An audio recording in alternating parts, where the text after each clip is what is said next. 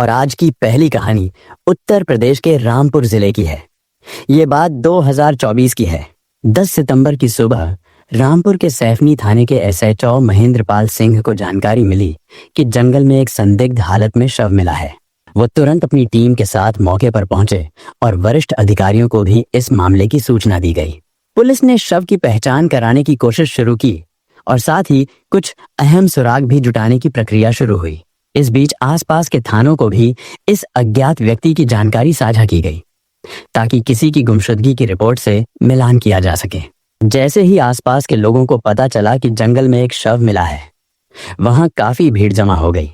सैफनी गांव के कुछ स्थानीय लोग भी पहुंचे, जिनमें एक व्यक्ति ने शरीर के एक खास निशान से पहचान की कि यह सोनू नामक युवक हो सकता है। उसने बताया कि वह सोनू का दूर का रिश्तेदार है और पहचान में कोई गलती नहीं हो सकती। थोड़ी ही देर में पुलिस को बिलारी थाने से जानकारी मिली कि सोनू नाम का एक युवक लापता है और उसके पिता साबिर ने पिछले ही रात उसकी गुमशुदगी की रिपोर्ट दर्ज करवाई थी। साबिर ने पुलिस को जो सूचना दी थी उसमें लिखा था कि उसका बेटा सोनू 9 सितंबर 2024 की शाम करीब 7 बजे से लापता है। जब जंगल में मिली सिर कटी लाश की पहचान करनी थी तो साबिर को बुलाया गया। उसने शव के चपटे अंगूठे और शरीर की बनावट से अपने बेटे की पहचान कर ली। इसके बाद 11 सितंबर को साबिर की शिकायत पर थाना बिलारी में भारतीय न्याय संहिता की धारा के तहत हत्या का मामला दर्ज किया गया। यह मामला बेहद गंभीर और चौंकाने वाला था, क्योंकि न सिर्फ युवक की हत्या हुई थी बल्कि सिर भी गायब था। इसलिए पुलिस की पहली प्राथमिकता थी कि शव का सिर बरामद किया जाए और अपराधियों को पकड़ा जाए। जांच के लिए मुरादाबाद के एसएसपी सतपाल अंतिल ने एक विशेष टीम बनाई। टीम की जिम्मेदारी एसपी और सीओ के नेतृत्व में थी, जबकि इसकी कमान बिलारी के कोतवाल लखपत सिंह को सौंपी गई। सोनू के अब्बू साबिर ने पुलिस को बताया कि बेटे की मौत प्यार मोहब्बत की वजह से हुई है। उन्होंने बताया कि सोनू रुस्तम नगर सहसपुर गांव में बड़ी मस्जिद के पास एक कारखाने में जीन्स की सिलाई का काम करता था। वो घर का सबसे बड़ा बेटा था। घर में उसकी अम्मी अनीशा और छोटा भाई शाने अली भी हैं। साबिर खुद गांव के ही एक ईंट भट्ठे पर काम करता है। उसका कहना था कि सोनू का अपनी ननिहाल की एक लड़की से प्यार चल रहा था। इसी वजह से किसी ने उसके बेटे की जान ले ली। साबिर ने सीधे सीधे अपनी ननिहाल के ही एक परिवार पर शक जताया। उसकी तहरीर के आधार पर पुलिस ने मोहल्ला मजरा के रहने वाले सद्दाम अंसारी के खिलाफ केस दर्ज कर लिया और फौरन उसे पकड़कर थाने ले आई पूछताछ के लिए। सद्दाम अंसारी से सख्ती से पूछताछ की गई तो उसने पूरी सच्चाई उगल दी और हत्याकांड में अपनी भागीदारी स्वीकार कर ली। उसने बताया कि उसने सोनू की हत्या की योजना बनाई थी और उसे अपने बहन महनाज और रिश्तेदार रिजवान के साथ मिलकर अंजाम दिया था। उसकी निशानदेही पर पुलिस ने सोनू की हत्या में इस्तेमाल की गई छुरी, मृतक की चप्पल, टूटा हुआ मोबाइल फोन और लाश से करीब 2 किलोमीटर दूर स्थित डंपिंग ग्राउंड सैफनी से कटा हुआ सिर बरामद कर लिया। इसके बाद पुलिस ने महनाज और रिजवान से भी अलग अलग पूछताछ की। दोनों ने भी हत्याकांड में अपनी भूमिका को स्वीकार किया और उनके बयानों के आधार पर पुलिस ने मामले की तहकीकात जारी रखी। बिलारी कोतवाली की महिला पुलिस ने महनाज से पूछताछ शुरू की तो वह फूट फूट कर रोने लगी। महिला पुलिस ने उसे ढांढस बंधाते हुए कहा कि वह सच सच बता दे। इस पर महनाज ने कहा, मैंने भी पुलिस भर्ती की परीक्षा दी थी, अब लगता है मेरा करियर खत्म हो गया। पुलिस की नौकरी तो अब दूर की बात है। महसूस करते हुए उसने आगे बताया कि वह सोनू को 1 साल पहले से जानती थी। वह रुस्तम नगर सहसपुर का रहने वाला था और एक बार अपने ननिहाल सैफनी आया था। उस समय उसके गांव के पास एक शादी का आयोजन हो रहा था, जिसमें मुस्लिम समाज की परंपरा के अनुसार सलामी रस्म का आयोजन हो रहा था। इस रस्म में दूल्हा और उसके दोस्तों को लड़की पक्ष के समारोह से एक अलग स्थान पर ले जाया जाता था। शादी के समारोह में माहौल खुशनुमा था और दूल्हा अपनी शगुन राशि स्वीकार करता जा रहा था। लड़की पक्ष के लोग दूल्हे को उपहार दे रहे थे और वह एक एक करके सभी का सलाम लेता था। इसी दौरान हंसी मजाक का माहौल और युवाओं के बीच ठिठोली चल रही थी। सोनू भी उन्हीं में से एक था। उसकी उम्र लगभग 20-22 साल रही होगी। वह दूल्हे के पास खड़ा था। उसकी नजरें बस लड़कियों पर टिकी हुई थीं। इतने में ही महनाज दूल्हे को पुरस्कार देने के लिए नजदीक आई। सोनू की उससे आंखें चार हुई। दोनों एक दूसरे को देखते रहे। विदाई का समय आ चुका था और सभी तैयारियां पूरी हो रही थीं। कार के पास महिलाएं जुटी हुई थीं और दुल्हन को विदा करने की प्रक्रिया शुरू हो गई थी। महनाज भी उनमें से एक थी जो दुल्हन के साथ खड़ी थी। सोनू भी वहीं था और उसकी निगाहें महनाज पर टिकी हुई थीं। सोनू ने किसी की नजरों से बचते हुए चुपचाप एक कागज महनाज को पकड़ाया। महनाज ने उस कागज को अपनी मुट्ठी में दबा लिया, जैसे वह किसी खास चीज को छिपा रही हो। बाद में जब उसने उस कागज को खोला तो उस पर लिखा हुआ था एक मोबाइल नंबर। यह छोटा सा इशारा था जो सोनू और महनाज के बीच एक नए संबंध की शुरुआत का प्रतीक बना। इस तरह उनका संपर्क फोन के माध्यम से शुरू हुआ और धीरे धीरे उनकी मुलाकातों का सिलसिला बनता गया। महनाज और सोनू की मुलाकातें बढ़ने लगीं और उनका रिश्ता धीरे धीरे और गहरा होता चला गया।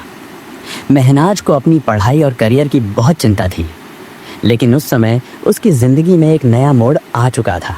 सोनू के साथ उसकी मुलाकातों ने उसे एक अलग ही दुनिया में खींच लिया था। सोनू और महनाज के बीच का प्रेम संबंध धीरे धीरे बढ़ा और दोनों की मुलाकातें बढ़ने लगीं। सोनू महनाज के पास आने लगा और दोनों के बीच फोन पर बातचीत भी होने लगी। एक दिन सोनू ने महनाज के कुछ फोटो खींच, लेकिन महनाज ने उसे सोशल मीडिया पर न डालने की सख्त हिदायत दी। हालांकि सोनू ने वे फोटो अपने रिश्तेदारों को दिखाए और यह बात पूरे सैफनी में फैल गई। जब महनाज के भाई सद्दाम को इस बारे में पता चला तो उसे चिंता होने लगी कि इससे परिवार की इज्जत पर बुरा असर पड़ सकता है। सद्दाम ने अपनी बहन से बात की और महनाज ने स्वीकार किया कि वह सोनू से प्यार करती है, लेकिन सद्दाम ने उसे समझाया कि यह रिश्ते का भविष्य ठीक नहीं है और उसने महनाज से वादा लिया कि वह आगे से सोनू से कोई संबंध नहीं रखेगी। इसके बाद सद्दाम और महनाज ने तय किया कि सोनू को समझाया जाए कि ननिहाल में रिश्ते का कोई फायदा नहीं है। उन्होंने एक दिन सोनू को मिलने बुलाया और उसे परिवार तथा समाज की प्रतिष्ठा का हवाला देते हुए समझाया कि यह रिश्ता किसी के लिए अच्छा नहीं होगा। महनाज ने साफ कहा कि वह अपने परिवार की इज्जत के लिए यह रिश्ता खत्म करना चाहती है। सोनू ने उसकी बातें ध्यान से सुनी, लेकिन अंदर से वह इस रिश्ते को खत्म करना नहीं चाहता था। उस वक्त उसने महनाज के भाई सद्दाम से कुछ नहीं कहा, पर बाद में वह महनाज को शादी के लिए मनाने लगा। वह बार बार महनाज को फोन करता रहा, समझाने की कोशिश करता रहा। परेशान होकर महनाज ने एक दिन अपने भाई से बात की और कहा कि उसे सोनू से पीछा छुड़ाना है। इस पर भाई बहन के बीच एक योजना बनी। सद्दाम ने महनाज से कहा कि वह सोनू को फोन करके मिलने के लिए बुलाए। 9 सितंबर 2024 को महनाज ने सोनू को फोन किया और उसे एकांत जगह मिलने के लिए बुलाया। सोनू खुशी से तैयार हो गया और दोनों ने तय किया कि वे बैरुआ पुल पर मिलेंगे। वहीं महनाज ने सद्दाम को भी साथ ले लिया ताकि वह अपनी बहन को इस मुश्किल समय में मदद दे सके। जब सोनू समय से 15 मिनट बाद पुल पर पहुंचा तो महनाज ने उसकी देरी पर शिकायत की। सोनू ने उसे गले लगाना चाहा, लेकिन महनाज ने उसे मछुआरों के कारण इशारे से मना कर दिया और फिर एक ओर जाकर बैठ गई। सद्दाम अपने दोस्त रिजवान के साथ पास में ही थोड़ी आड़ लिए छिपा हुआ था। पुल के आसपास नदी से मछली पकड़ने वाले लोग अपने अपने घरों को जा रहे थे। महनाज सोनू के साथ पुल के पास से कच्चे रास्ते से होते हुए थोड़ा आगे चलकर नीचे उतरकर गन्ने के खेत में चली गई। पीछे पीछे सद्दाम और रिजवान भी उनकी नजरों से बचते हुए गन्ने के खेत में पहुंच गए। तुरंत दोनों ने मिलकर सोनू को पीछे से दबोच लिया। वह वहीं जमीन पर गन्ने के खेत में गिर गया। उसी चाकू से उसके सिर को गर्दन से अलग कर दिया था। उसके शरीर से जान निकल चुकी थी। महनाज दूर खड़ी अपने प्रेमी की मौत देख रही थी। सद्दाम के कहने पर दोस्त रिजवान ने सोनू की लाश के कपड़े उतार दिए ताकि उसकी पहचान न हो सके। उसकी चप्पलें और मोबाइल ले लिया। चप्पलें वहीं फेंक दी और उसके मोबाइल को भी तोड़कर उसके पुर्जे रास्ते में ही फेंक दिए। सोनू की बाइक पुल के पास चाबी सहित खड़ी छोड़ दी गई थी। इसके बाद सद्दाम, रिजवान और महनाज ने सोनू के कटे सिर, एक चप्पल, टूटा हुआ मोबाइल, चाकू और महनाज का मोबाइल एक प्लास्टिक बैग में डालकर जंगल की तरफ बढ़े। ऐसा लग रहा था कि तीनों ने इस पूरी घटना को अंजाम देने के लिए पहले से ही पूरी योजना बना रखी थी। करीब 2 किलोमीटर जंगल में चलने के बाद वे सैफनी के डंपिंग ग्राउंड में सोनू का सिर फेंक आए। सद्दाम, जो नगर पंचायत सैफनी में ट्रैक्टर चलाता था, उसने सोचा कि जब वह सुबह कूड़ा डालने आएगा तो सोनू का सिर कूड़े में दफन हो जाएगा और किसी को नहीं मिलेगा। वे किसी भी सबूत को नष्ट करना चाहते थे, चप्पल और टूटे मोबाइल को भी उन्होंने वहीं डंपिंग साइट पर फेंक दिया। फिर तीनों ने जंगल में जाकर अपने कपड़े बदले और खून से सने कपड़े पेट्रोल डालकर जला दिए। इसके बाद वे अपने घर वापस लौट आए। पुलिस ने महनाज, सद्दाम और रिजवान से पूछताछ की और हत्याकांड का खुलासा हुआ। उन्होंने सोनू का कटे हुए सिर बरामद करने में पुलिस की मदद की। तीनों सोनू हत्याकांड में नामजद थे और अपना जुर्म कबूल कर चुके थे। उनके बयान और सबूतों के आधार पर पुलिस ने उन्हें गिरफ्तार कर लिया और बाद में उन्हें जेल भेज दिया। और आज की दूसरी कहानी नागपुर की है। ये बात 2019 की है। नागपुर की एक पॉश कॉलोनी है बैरामजी टाउन, जहां शहर के बड़े बड़े कारोबारी अमीर लोग रहते हैं। इसी कॉलोनी में रहते थे 47 साल के ऋषि, जिनका खुद का सफल बिजनेस था। उनका परिवार छोटा और खुशहाल था। पत्नी, एक बेटा और एक बेटी। 20 अगस्त 2000 की बात है। ऋषि अपने घर पर थे जब उनके मोबाइल पर एक कॉल आया। कॉल थी मधु की, जो ऋषि के पुराने दोस्त विक्की बख्शी की पत्नी थी। मधु अक्सर बिजनेस के मामलों में ऋषि से सलाह लेती थी। उसने बताया कि उसकी कार कड़बी चौक के पास खराब हो गई है और वो वहां अकेली फंसी है। यह सुनते ही ऋषि ने खाना छोड़ दिया और तुरंत अपनी गाड़ी लेकर निकल पड़े। मधु का घर कश्मीरी गली में था, जो कड़बी चौक के पास ही पड़ता है। ये इलाका नागपुर की मशहूर पंजाबी बस्ती मानी जाती है, जहां बड़े बड़े रईस कारोबारियों के बंगले बने हैं। ऋषि को अंदाजा नहीं था कि यह मुलाकात उसकी जिंदगी की दिशा बदल सकती है। कुछ ही देर में ऋषि कड़बी चौक पहुंचा और मधु को उसके घर सुरक्षित छोड़ आया। इसके बाद वह वापस अपने घर के लिए निकल गया, लेकिन रात करीब 11 बजे उसे एक जरूरी काम से फिर से कड़बी चौक के पास रुकना पड़ा। वहीं एक हल्का सा वाकया हुआ, जिससे उसे पुराने शक की याद आ गई। दरअसल बीते कुछ समय से उसे लग रहा था कि कोई उसकी गतिविधियों पर नजर रखे हुए है। उस रात वहां खड़े एक शख्स को देखकर ऋषि को फिर वही पुराना शक महसूस हुआ। उसे लगा कि मामला सामान्य नहीं है, इसलिए उसने बहस में न उलझते हुए समझदारी से वहां से निकलने का फैसला किया और सीधा घर की ओर बढ़ गया। लेकिन उसके मन में बेचैनी बनी रही। उसे लग रहा था कि शायद कोई उसका पीछा कर रहा है। बैरामजी टाउन में उसके घर से कुछ दूरी पर गोंडवाना चौक पड़ता है। वहीं ऋषि ने अचानक अपनी कार रोकी। उसने अपना मोबाइल निकाला और मधु को कॉल करने की कोशिश की। वह उसे बताना चाहता था कि कड़बी चौक पर कुछ अजीब हुआ है, लेकिन वो पूरी बात कह पाता उससे पहले ही कुछ लोग वहां आ पहुंचे। स्थिति तनावपूर्ण हो गई। ऋषि कुछ समझ पाता इससे पहले ही उस पर अचानक हमला हुआ। उसका फोन दूर जा गिरा और वो खुद भी सड़क किनारे गिर पड़ा। इसके बाद कुछ देर वहां अफरा तफरी जैसी स्थिति बन गई और फिर वो लोग वहां से तेजी से निकल गए। हमलावरों में से एक ने ऋषि की कार भी लेकर भाग गया, ताकि कोई उसे अस्पताल न ले जा सके और मदद न कर सके। वह कार बाद में सदर क्षेत्र के एलबी होटल के पास छोड़ दी गई। साथ ही वे लोग अपने हथियार भी वहीं फेंक गए थे। इस दौरान ऋषि का फोन मधु से बात कर रहा था, लेकिन अचानक कॉल कट गई। मधु को जब यह महसूस हुआ तो वह घबराकर गोंडवाना चौक की तरफ भागी। वहां पहुंचकर उसने बड़ी संख्या में लोग जमा देखे और ऋषि को बेहोश पाया। मधु की आवाज सुनकर आसपास के लोग भी इकट्ठा हो गए। किसी ने तुरंत पुलिस को सूचना दी। सूचना मिलते ही सदर पुलिस थाने की टीम मौके पर पहुंच गई। पुलिस उपायुक्त विनीता साहू भी वहां मौजूद थीं। मधु ने पुलिस को बताया कि ऋषि उसके पति का दोस्त था और उसकी हत्या उसके पति मिक्की बख्शी और भाई सुनील भाटिया ने की थी। ऋषि को तुरंत मेयो अस्पताल ले जाया गया। डॉक्टरों ने चेकअप के बाद पुष्टि की कि ऋषि को बचाया नहीं जा सका। इस बीच पुलिस ने घटनास्थल पर मौजूद लोगों से बातचीत शुरू की। कुछ ही देर में पुलिस आयुक्त डॉक्टर भूषण कुमार उपाध्याय भी मौके पर पहुंच गए। डीसीपी विनीता साहू ने उन्हें पूरी स्थिति की जानकारी दी। कमिश्नर उपाध्याय पहले से ही मिक्की बख्शी के पुराने मामलों से अवगत थे। उन्होंने मौके पर मौजूद अधिकारियों को निर्देश दिया कि मिक्की से तुरंत पूछताछ की जाए। मिक्की बख्शी नागपुर के राजनगर इलाके में रहता था। जैसे ही आदेश मिला, थाना प्रभारी ने अपनी टीम को तुरंत मिक्की के घर भेजा। उधर सदर थाना पुलिस ने घटनास्थल पर जरूरी जांच पूरी की और मधु को थाने लाकर उससे सामान्य पूछताछ की। पूछताछ के बाद उसे घर भेज दिया गया। पुलिस टीम मिक्की के घर पहुंची और उसे अपने साथ थाने ले आई। वहां मिक्की से ऋषि खोसला से जुड़े मामले में पूछताछ की गई। जांच आगे बढ़ी तो पुलिस ने मिक्की से गंभीरता से बातचीत की। इसी दौरान मिक्की ने सच स्वीकार कर लिया और बताया कि ऋषि के साथ जो कुछ हुआ उसके पीछे उसी की योजना थी। उसने ये भी बताया कि ये सब क्यों हुआ। मिक्की बख्शी, जिसका असली नाम रूपिंदर सिंह था, नागपुर का एक जाना पहचाना नाम था। पहले वह प्रॉपर्टी के क्षेत्र में काम करता था और जमीन से जुड़े कई विवादों में उसका नाम सामने आता रहा था। मिक्की ने अपने करियर की शुरुआत केंद्रीय सुरक्षा बल में बतौर जवान की थी। कुछ व्यवस्थागत परेशानियों के कारण उसने वह नौकरी छोड़ दी और फिर नागपुर लौट आया। इसके बाद मिक्की ने नागपुर में एक नया व्यवसाय शुरू किया, जिसमें वह बियरिंग से जुड़ा सामान बेचने लगा।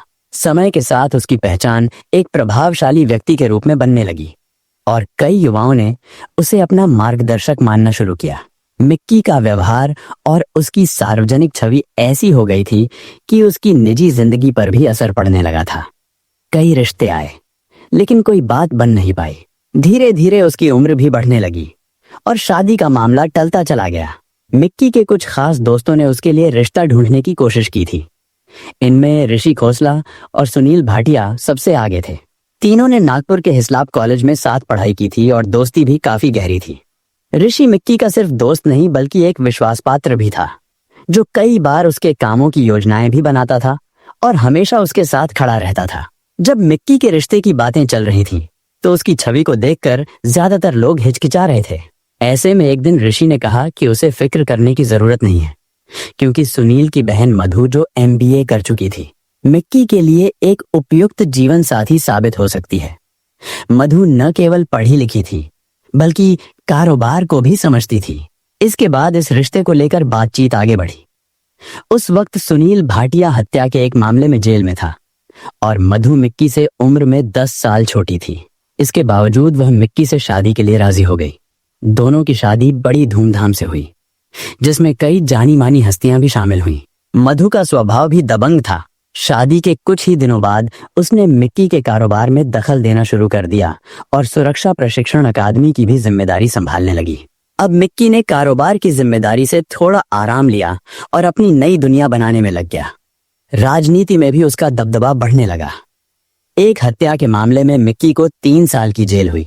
जब वह जेल से बाहर आया तो उसकी पत्नी मधु ने सिक्योरिटी एजेंसी का कारोबार संभाल लिया था और उसे अपने नाम कर लिया था। साथ ही मिक्की का पुराना दोस्त ऋषि अब मधु के ज्यादा करीब होने लगा था।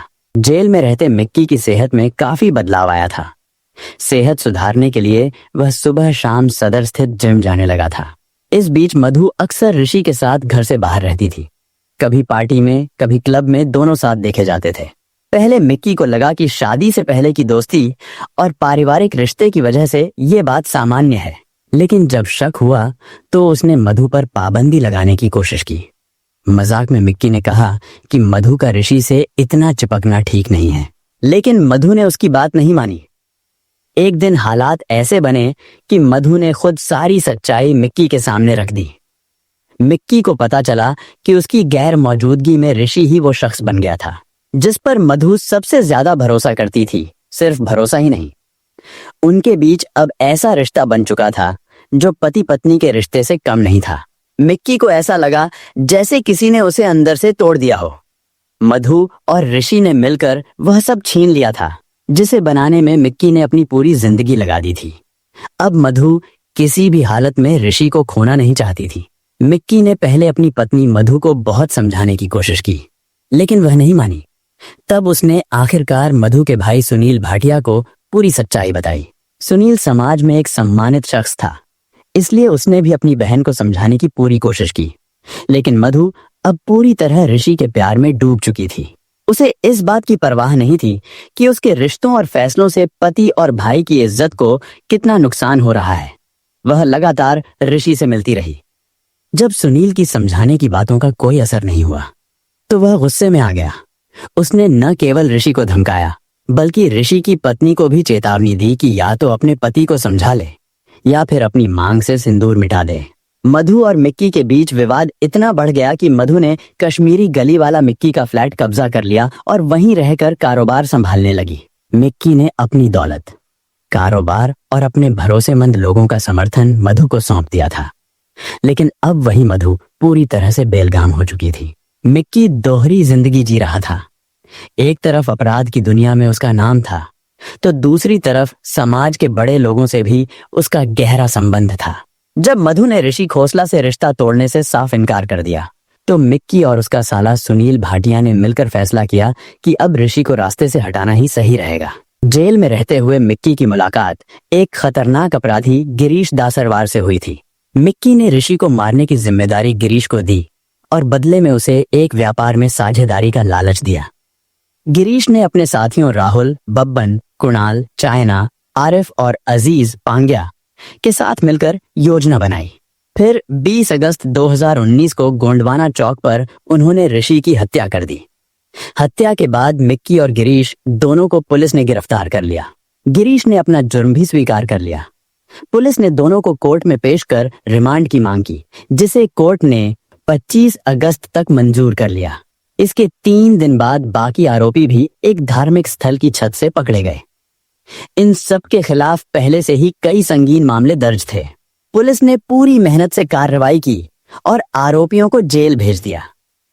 मिक्की बख्शी का घमंड, दबंगई और गुस्सा आखिर में उसकी सबसे बड़ी कमजोरी बन गए। अगर वह अपनी भावनाओं पर काबू पाता और सही रास्ता चुनता, तो शायद उसकी जिंदगी कुछ अलग होती। मधु और ऋषि का रिश्ता मिक्की की नजरों से छुपा रहा, लेकिन वो रिश्ता धीरे धीरे पनपा और तीनों की जिंदगियां बर्बाद हो गईं। रिश्तों में ईमानदारी बहुत जरूरी होती है, वरना नतीजे बहुत ही बुरे हो सकते हैं। चाहे मिक्की हो या गिरीश, जिसने भी अपराध का रास्ता चुना, अंत में सबको सलाखों के पीछे जाना पड़ा या अपनी जान गंवानी पड़ी।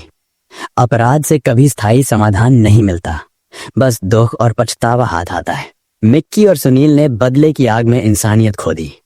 बदला ऐसा जहर होता है जो खुद पीने वाले को सबसे ज्यादा नुकसान पहुंचाता है। मिक्की चाहे कितना भी ताकतवर और रुतबेदार था, लेकिन कानून के सामने सब बराबर होते हैं। यह सब हमें यही सिखाता है कि कानून से बड़ा कोई नहीं। अंत में न्याय होता है। जीवन में रिश्तों का सम्मान करें, भावनाओं पर कंट्रोल रखें और सही गलत को समझें, वरना एक गलत फैसला पूरी जिंदगी बर्बाद कर सकता है। हमारा उद्देश्य यह है कि लोग इन घटनाओं से सीखें और गलत रास्तों पर चलने से बचें। यह कहानी एक अहम चेतावनी है जो हमें बताती है कि जीवन में सही फैसले लेना कितना जरूरी है। हमें मिलकर एक बेहतर समाज बनाने की कोशिश करनी चाहिए, जहां प्यार और ईमानदारी की अहमियत हो। ऐसी सच्ची घटनाओं और उनसे मिले संदेशों के साथ मैं फिर लौट कर आऊंगा। तब तक के लिए सुरक्षित रहें, सतर्क रहें और याद रखें कि हर कदम सोच समझकर उठाएं।